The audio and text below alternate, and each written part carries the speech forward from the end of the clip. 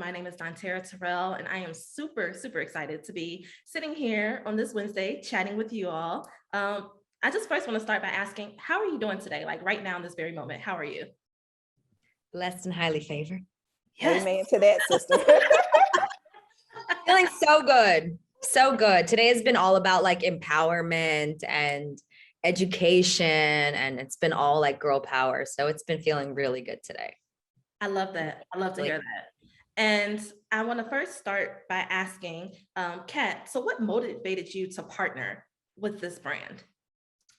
A couple different things. For me, they were all about empowering their women to get education and information in regards to their health. And I think that's really important, And I wanted to do something in this space for a long time. And I had started to inch my way towards it a few months ago because my nutritionist, one of my doctors is really awesome. And she really taught me a lot about intermittent fasting and was telling me, what works for a woman's body versus a man's body and all of this information that I didn't know. And I'm like, wow, there must be so much more in this space.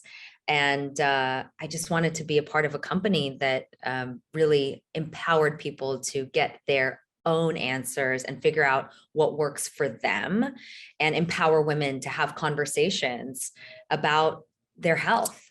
And also I take Lolo, so I'm in it, honey. Like this is my jam. Thank you for being transparent and sharing that.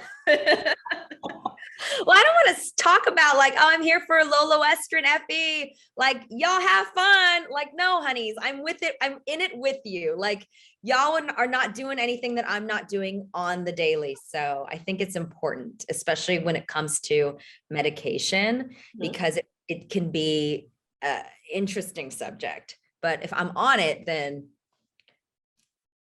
no, I'm saying that's like very refreshing to hear because, sometimes celebrities might join forces, but not necessarily believe in the product, try the product. So that's what I'm saying. It's refreshing to hear you speak about it because I won't do anything I don't fully believe in. I'm not for sale. I believe my work is for sale, a movie, a film, whatever, but I'm not. So I can never get involved with anything or any brand if I don't fully believe in their ethical values and their moral values and in their messaging. Like it's just really important for me. I have to be thorough or else my audience won't trust me. I consider my audience like my friends, my family, my kids, I don't want to lead them the wrong way. And if it's the wrong way, we both on it. I want to ask a question because I know growing up, and I don't know about you, but just talking about like women's health and reproductive health, sexual wellness, it was very taboo. Yes. Yes. I was going to college and my parents were like, now's the time to have a talk about the birds and the bees. And I'm like, ooh. Late. I'm like, but okay. My mother never told me what a period was until I got it. I was like, what's going on? I'm dying. Yeah. I thought I was pregnant when I was lactose intolerant at one point. Like I did not have any information. I love my mother and she's helped me so much in my life, but she did not talk to me about anything. Like I literally relied on my OBGYN for all of my information because no disrespect, no shade to WebMD, but y'all get me real paranoid sometimes. And I'm done with y'all. Right.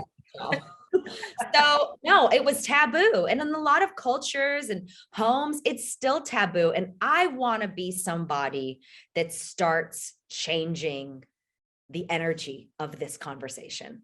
Mm-hmm. Like I want to be somebody that is okay to talk about my sexual health and my body and all of these things so that other girls are like, it's not a big deal. Like we can talk about our periods. We can talk about our health so that we can get the best answers for our best selves. I don't want to be somebody that's like, I don't talk about it. And here, try this. No, I'm not doing that. Right. Absolutely. Speaking of your mom and you talk about your OBGYN, if you could name the 3 women who shaped your life and work, who would they be? Definitely my mom. Mm-hmm. For a lot of reasons. But the first one, because she just really believed I was limitless.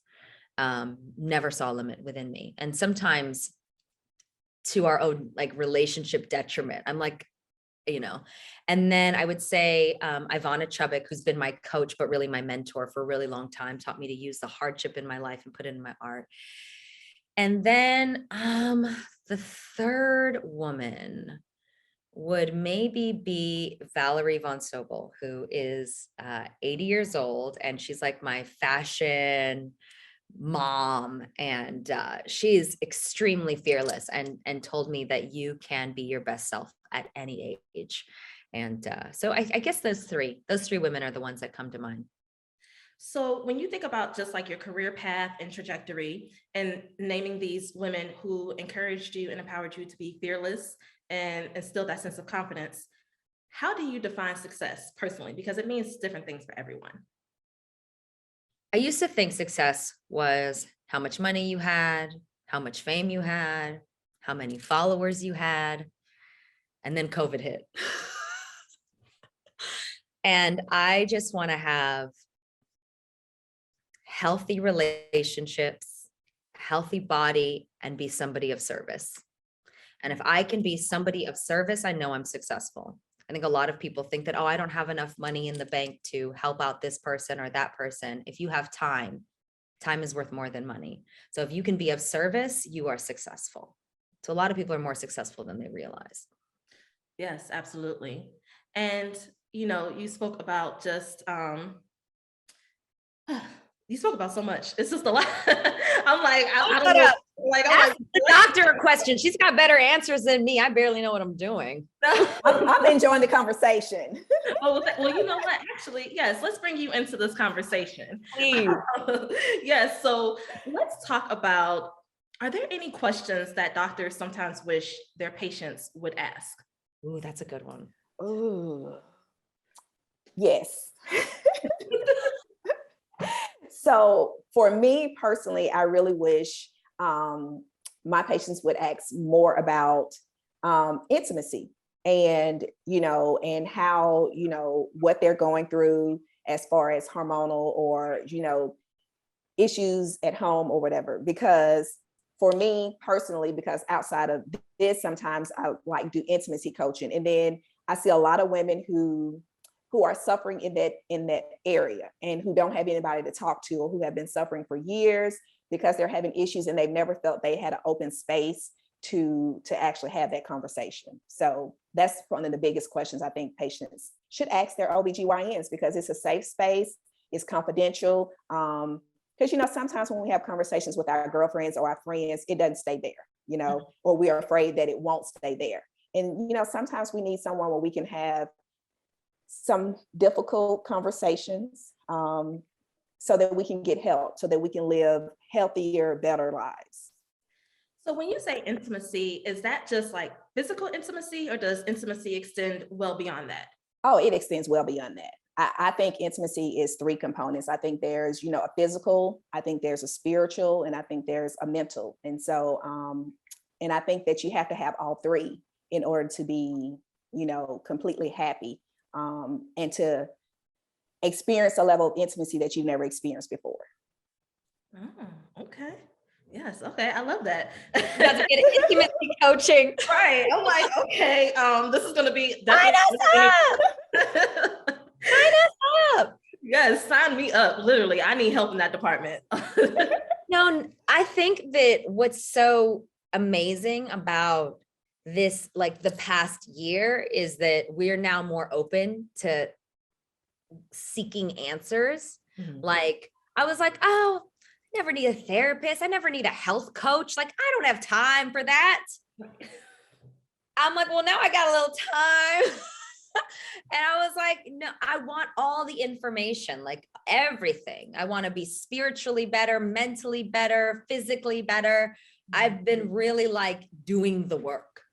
And that's why I feel like I've been so, like, these things have been attracted to me, like this Lola Western partnership, because I feel like I've been out there searching. Mm-hmm. I'm like an explorer, I feel like, of all things wellness. If there's a myth, I want to bust it. Like, I want to get to my best self, because I realized when COVID hit, I wasn't. Like I wasn't my best self. A lot of us realize that. So, with that said, and you wearing so many hats in your day to day and just a jam-packed schedule, All the hats.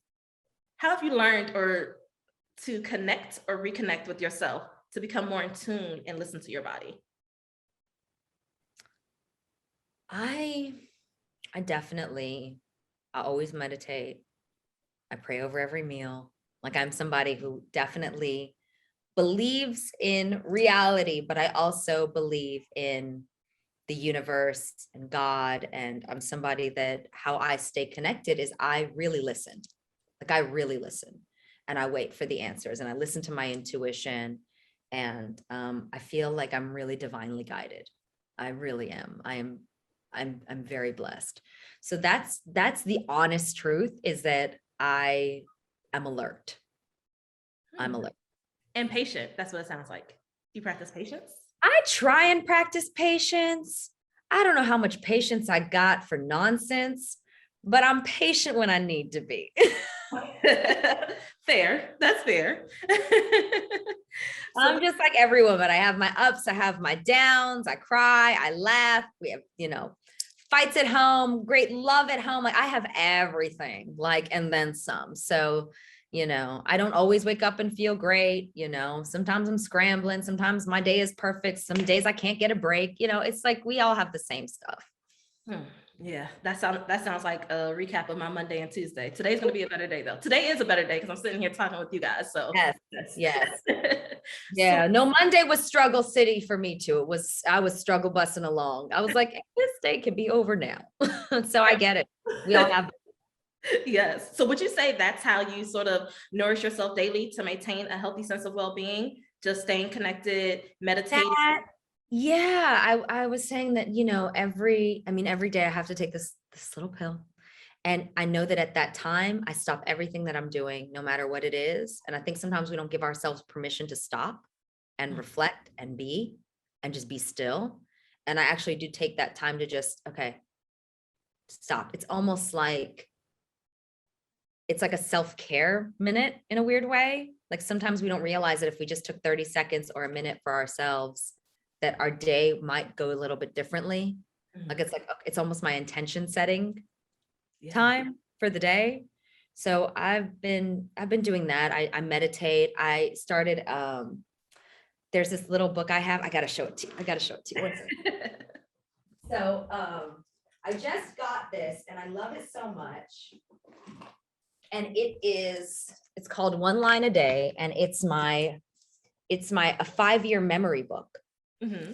So every day I write like a few pages and I just say, oh, today I did this and today I did good interviews and whatever. And it's like my takeaway for the day. So it's like, I think routine is really important and I didn't really realize it as much. Mm-hmm.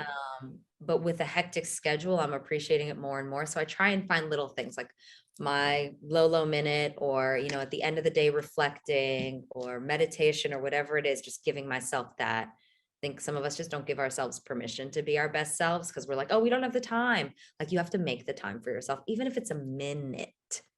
Yes. And there's beauty in stillness. I think I think we often neglect that or just don't appreciate that stillness. I actually wrote that down. So as soon as we get off this call, I'm going to get that book. I need it in my life. Yes, it's a great book. I love it. Because I don't remember stuff. It's just everything happens so fast. And then you look up and then all of a sudden you're married with kids and you're just like, what happened? Remember that time? Everything. Other people, I'm not married with kids, but other people are.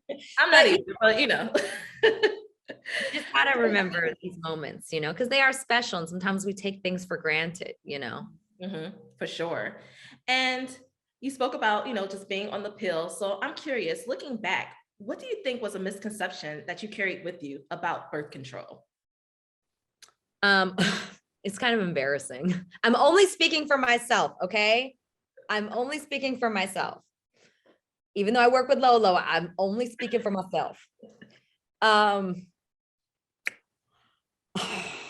I used to think that taking any oral contraceptive meant more hormones. Okay. So it made me nervous, and that's why I didn't do it for so long. Obviously, also because of my schedule, and I was like, never gave myself permission to just take out a few seconds for myself. I'm like, oh, I have a meeting, I have this, I have that. Like now, like even when they like sometimes call me to set and I'm in the middle of something, because sometimes they're like, okay, we're ready. And it's like, you're like a trained like seal, you know? And I now say, okay, thank you. I'll be out in 30 seconds. And I'm not doing anything in those 30 seconds, but breathing and setting my intention for the scene or the moment or the energy that I walk onto set with, right? Because if I walk onto set rushed and then I'm rushed, you know? So I think the biggest misconception is, for me, was the hormones. And obviously, you know, Lolo has the lowest dose of estrogen on the market. So that's great. That's what a lot of women look for, is that they don't want a lot of estrogen. But I was convinced that any pill meant a lot of hormones. And I didn't have any information. I was just looking online, and, you know, I didn't know. Yeah, no, I have so many like misconceptions. Just Oh, I'm still cracking my own. yes, Like, yes. oh, hormones are good. I'm like, oh, estrogen can actually be good for me. I'm like learning all of this stuff, because not just during these interviews, but we're putting it together, but I'm doing a podcast with my friend Mindy, Dr. Mindy Pels, who is my nutritionist, because I wanted to have conversations with women about busting myths. And she's just blown my mind with so much information that we as women haven't been told. You know, it's just not highly publicized. So I just want to get all that information out there, and all different opinions too. Like what works for me might not work for somebody. If you're smoking cigarettes, you're over 35, like Lolo might not be for you. You know what I mean? So you got to figure out what works for you, like for real, because I'm having a great time. Someone else might not, you know? I think that's the biggest part, figuring out what works for you. Not this person, not that person, not the collective. Right. And here's the thing, like the AbbVie team, the Loestrin FE team, they didn't care if I was on it or not. They just thought, oh, you know, you're a great humanitarian. We like your style, or whatever they thought. I don't know. But they were like, we like you enough to be our ambassador. And they didn't ask me to go on it. They didn't ask me to change at all. It never came up. And I was like, oh, that's interesting. They just want me to be a source of support for my audience to go and find the information. And I was so empowered by that. I'm like, this is a company that I am into. So I was already in the journey. I was like, I was not happy with my previous birth control. I wasn't happy with the side effects. It just wasn't right for me. And my doctor told me that that Lola was a perfect fit for me. And it worked out. Okay. And it worked out. And it worked out. I was like, oh no, I've gone down this rabbit hole. And now I'm gonna, like, what if I miss something? I'm on set every day. What if I end up pregnant? Then they'll really like not want me to be their spokesperson. Like, what if I just mess this up? Like, I put so much pressure. And we're all guilty of that, putting so much pressure on ourselves. Right. Well, this one's a little different because, you know, if I'm pregnant, then, you know, they'll be like, oh, it didn't work. No, they can write that into the script. They'll be like, can we get a refund? No, I'm kidding. No, I wanted to do it. It worked out for me. It's a great pill for me. Yeah. And this is actually for both of you. So whoever wants to chime in first, do you have any tips to talking to your sexual partner or partners openly and honestly about pregnancy prevention? Personally, I have decided I think I decided this a year ago, to be blunt, just rip all the Band-Aids off in every corner of my life. So I'm of that state now. Life is short. I want to have the best life. I want to have like the happiest home. I can't control much out of this world, this life, right? There's so much that gets thrown at us that we have no control over. My body is something I have control over. So yes, honey, if a conversation needs to be had, we're having it before your morning coffee, honey. Like I don't wait. But you know, obviously, you know, Dr. Richardson, I'm sure, has a ton of different people that she consults. So No, I agree with you, Kat. I think it's just, it has to be an open and honest conversation. You know, you just have to sit down and say, you know, lead with an open question and say, this is what we're going to talk about. Because I think there are two issues that need to be on the table. Of course, we need to talk about pregnancy prevention. So when you have a drug like Lolo or Lolo estrin FE, but we call it Lolo for short, you're talking about pregnancy prevention with the lowest daily dose of estrogen, 10 micrograms. But Lolo does not protect against STDs. So then there's a second component to the conversation that you have to discuss, though. Although we're preventing pregnancy because I'm on Lolo, what about STDs? So, you know, sometimes I think partners or people get into the concept that, oh, all we have to worry about is pregnancy prevention, you know, and if you're on birth control, then that's the end of the conversation. No, Lolo does not protect against HIV, the virus that causes AIDS, or other sexually transmitted diseases. So there may need to be a second method used for those reasons. right. Yeah. Ooh, that got deep. I But mean, it's true, and it's what we need to hear. it's true. She's just spitting so much truth because she said, you know, if you're not even comfortable having that conversation, then, you know, maybe y'all shouldn't be getting intimate to begin with. For me, every partner that I've had sexually has been like, we were friends first and we had conversations first. And it's important that there's a trust built because I'm sharing my body with you. And it's important that we have a conversation where I know that I am safe with this person. And I know that I'm putting myself first, even though I feel like I'm sharing my body with you. So, you know, it's that I always feel that friendship should always come before sex. Always. Like I have to be best friends with somebody. For me, that's what I need personally. I need assurance. I need safety. I grew up where I didn't feel like I had a lot of safety. I didn't have a lot of stability. I didn't have a lot of any of that. So now that I do have a little bit, I want to make sure that, you know, everything's in alignment. Yeah, for sure. After you explained it, at first I was initially going to say, but if you're friends and then you get intimate, isn't it going to ruin everything if it doesn't work out? But then when you went back into your background, I'm like, okay, I get it, you know? Yeah, I'm still really good friends with my ex-fiance, Terrell. He's an amazing person and his wife is beautiful and amazing and they're perfect. And I can't wait for them to have babies together. And I love, and even before him, my ex Sky, like I'm still really good friends with them because we were friends first. Obviously, you know, things don't work out, they don't work out. And, you know, if there's betrayal and things like that, that can affect it for sure. But sometimes people just grow apart. But both of those partners have been so supportive of me in my journey with birth control. Wow. Okay. Well, that's called growth. They're gonna be reading this and be like, okay. I'm still working on that aspect, so I commend you. And I'm gonna take a page out your book. I'm trying here, but woo.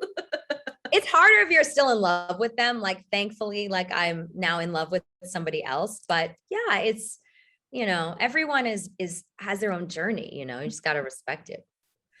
And you know what? Speaking of journey, and before we wrap up, what are you most proud of so far in your career journey? I'm proud that